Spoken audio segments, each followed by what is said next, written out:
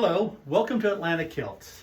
Today we're going to show you how to take your measurements to get a kilt and the rest of your outfit. The first measurement you need to take for a kilt is at the waist, which is where you normally wear your kilt. So you want to go just right at the navel, all the way around, which in this case is 49.5 inches. Then at the hip, which is down, you want to get the fullest part of the hip, which for this gentleman is 50 inches. Now I should mention that some people wear their kilts a little higher. Some people will wear their kilts down below their belly. If you're going to do that, you need to just mark where you're going to wear your kilt and take your measurements there. This is also going to affect the kilt length, because you're going to measure from wherever you wear your kilt down to the middle of your knee. So in this case, from the middle, from his waistline down to the middle of his knee is about 24 inches. If you're going to be wearing your kilt higher, of course you're going to have a longer kilt length. If you wear your kilt low, it'll be shorter. Just make sure that you take your measurements from where you're actually going to wear your kilt. Okay. So the next thing we're going to measure for is for a jacket and or vest. So first measurement is going to be the chest.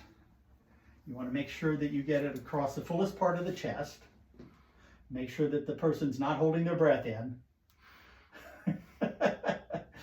So in this case it would be a 46. The next measurement is for the sleeve. Jacket sleeve is from the point of the shoulder down to the wrist, which would be 23 inches for this gentleman.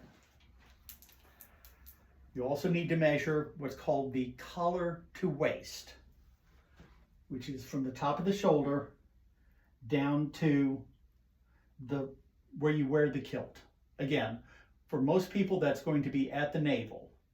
If you need to wear it a little higher, particularly if you do need a belt to keep things in, that you'll measure to that higher point, again, where you measured for your kilt. If you're going to be wearing it lower, of course, you'll be going lower down to wherever you're going to wear your kilt. Then we need to get a couple of measurements from the back. The first one is called a half back, but trying to actually measure halfway across your back is fairly difficult. So what we recommend is that you measure from one side to the other, just under the arm, which in this case would be 17, and then divide by 2. So he would have an 8.5 half back.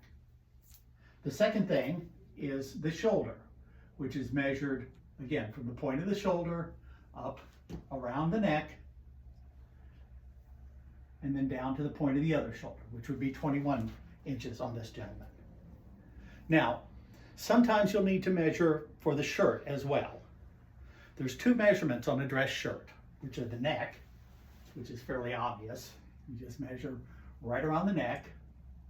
Make sure you get down to the fullest part of the neck, which for this gentleman is an 18.5 inches. And then the other one is called the center to cuff. You want to put your arm up like you're swearing an oath.